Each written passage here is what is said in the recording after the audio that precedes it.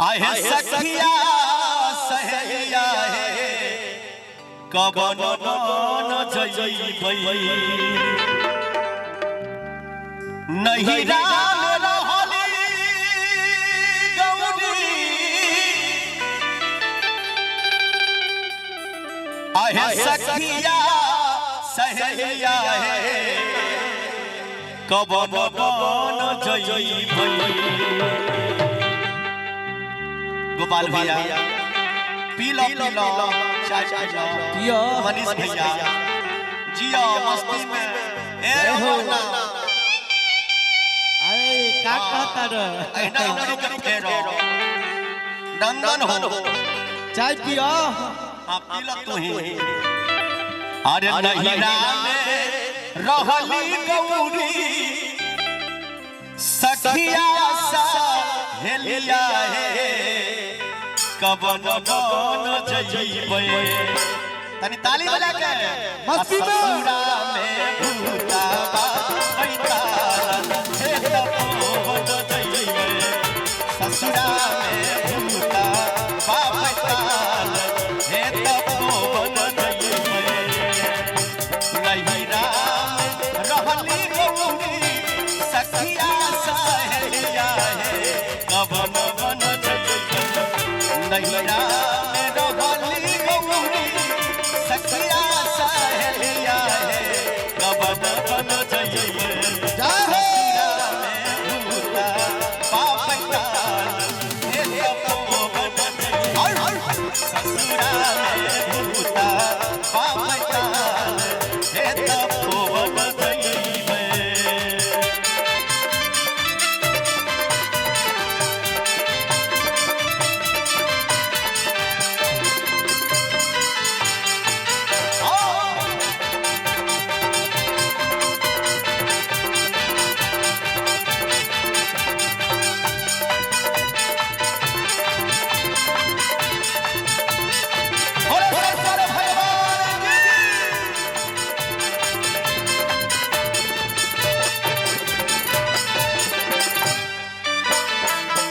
नहीं राम खैली गौरी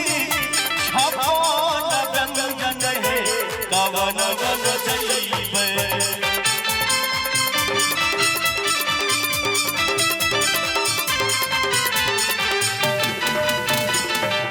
नहीं राम खैली गौरी छपन व्यंजन है तपन जइबै एक मिनट कहा गया है जो फूल बागवा में खिल जाए और महादेव का प्यार आप भक्तों में भर जाए और तालियां जोर से बजाइए कि पूरा खराड़ी गांव हिल जाए। एक बार बजा दीजिए ताली महादेव के नाम से। और कहा गया है जिसका हाथ सबसे ऊपर उसका तकदीर सबसे ऊपर। शंभू भैया भैया उठाइए तो एकरे एकटा भाई छे कि यूं नीम के पेड़ किसी चंदन से कम नहीं, यूं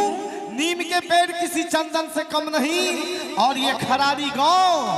किसी लंदन से कम नहीं। बजाइए ताली, गांव के लिए ताली होना चाहिए। बजाइयो ना हाँ सब बाप रे खाली मुँहे तकबै। एक मिनट गे दादी तू हो बजाई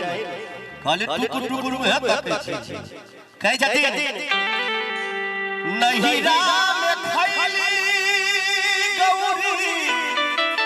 हो अरे छपन व्यंजन है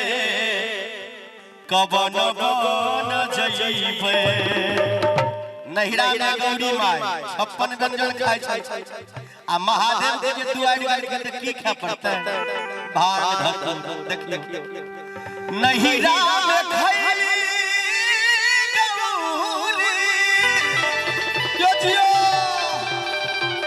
अरे छपन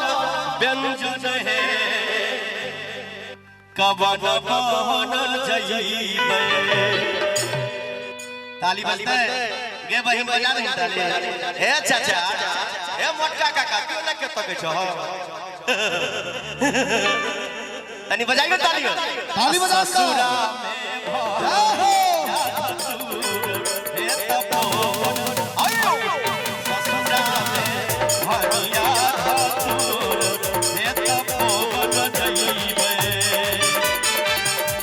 नैरा में खैली गौरी नैरा में खैली गौरी छापा लगन जने कवन बन गई